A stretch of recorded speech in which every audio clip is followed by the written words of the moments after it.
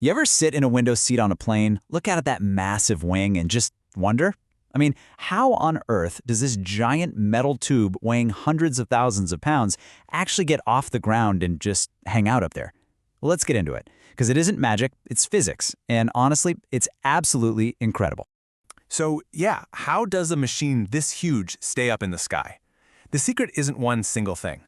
It's this constant, delicate dance between four fundamental forces. And once you get how they balance each other out, you've pretty much unlocked the core secret of aviation. And these are our four key players. You've got lift, weight, thrust, and drag. We're going to break down each one, and I promise you, after this, you'll look at every flight in a totally new way. Okay, so think of this diagram as the master key to understanding flight. Every single plane in the air is in a constant tug of war. You've got these two forces going up and down and two forces going forward and back, all fighting for control. This idea of balance, that's the thing we're going to keep coming back to.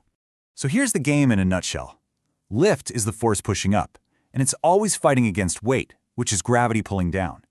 At the exact same time, you've got thrust from the engines shoving the plane forward, while drag, which is basically just air resistance, is trying to pull it back. Up versus down, forward versus back. That's the whole concept. All right, let's start with the undisputed hero of this story, lift. This is the force that lets us defy gravity. This is what makes the whole thing possible. Lift comes almost entirely from the wings. But it's not just that they're big and flat. It's their very specific shape, this curved design you see called an airfoil. And that shape, that's the secret sauce. Without it, you basically just have a very, very fast bus that's not going anywhere but forward. So how does that funny shape work?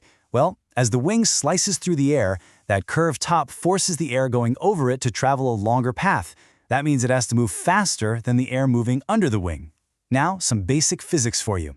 Faster moving air has lower pressure. So what you get is this area of high pressure under the wing and low pressure above it. And what does high pressure want to do? It wants to go to the low pressure. That creates a massive upward push. And boom, that's lift. Okay, so for every hero, there's got to be a villain, right? In our story, lift's constant opponent is weight, that relentless, unwavering downward pull of gravity. Weight is pretty easy to wrap your head around. It's the grand total of the plane itself, all the fuel, every single passenger, and all their luggage, all getting pulled straight down towards the center of the Earth. This is exactly why those weight and balance calculations are so ridiculously important before any flight. And here's a cool little fact. As a plane burns through its fuel, it actually gets lighter, which is something pilots have to manage during a really long flight. So we've covered the up and down forces. Now let's look at the horizontal battle, this epic struggle between thrust pushing the plane forward and drag trying to hold it back. On one side, you've got thrust. This is the raw, brute power coming from the jet engines or propellers, just shoving the plane through the air. And on the other side, you have drag, which is just air friction. You know that feeling when you stick your hand out of a car window on the highway? That force pushing your hand back? Yep, that's drag. Okay, now that we've met all four players, let's see how they actually work together. See, flight isn't really about one force winning. It's about controlling the balance between all of them, like a symphony in motion.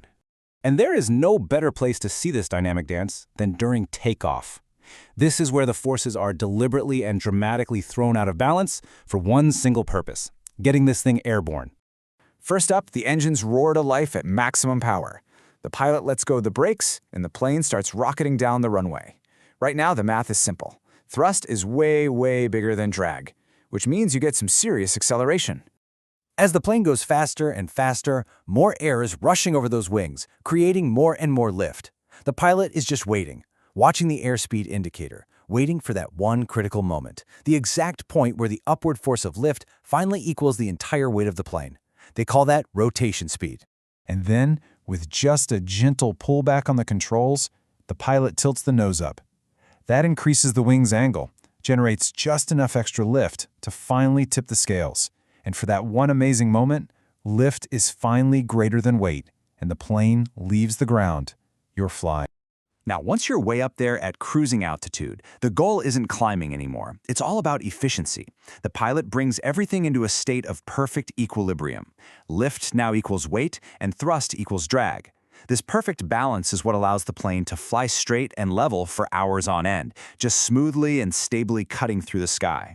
Of course, these forces don't just magically balance themselves out.